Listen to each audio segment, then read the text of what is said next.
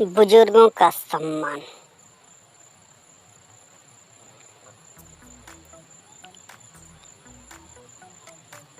बुजुर्गों का सम्मान। एक किसान था जो बहुत मेहनती था।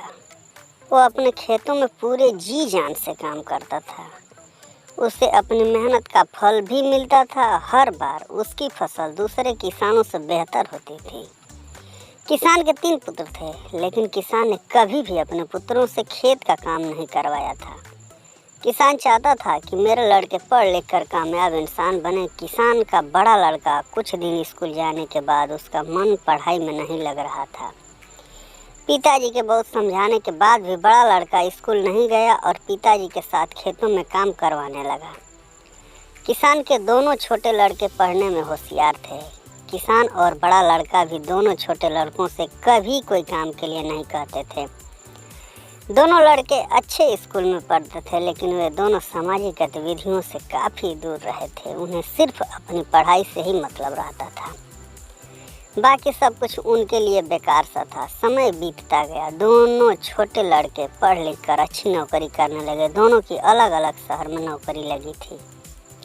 वे दोनों अपने पिताजी के पास कई महीनों में आते थे। किसान अपने दोनों लड़कों को बहुत याद करता था, लेकिन कोई सा भी लड़का अपने पिता को देखने के लिए भी नहीं आते थे।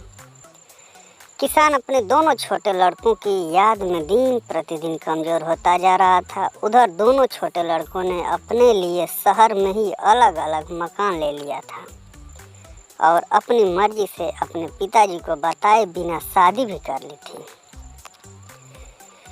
अब वे अपने पिताजी के पास जाते ही नहीं थे। उन्हें गांव में जाना पसंद नहीं था। वे दोनों भूल चुके थे कि वे गांव में ही खेल कूद कर बड़े हुए थे। किसान का बड़ा लड़का अपने पिताजी की बहुत सेवा करता था। वह पढ़ा लिखा नहीं था, लेकिन अपने कर्तव्यों को बखूबी जानता था।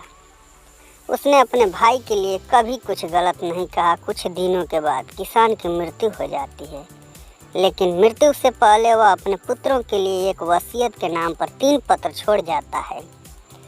कहता था कि ये पत्र तीनों लड़कों को एक साथ दिए जाए। यह खबर किसान के दोनों छोटे लड़कों तक भी पहुंच गई।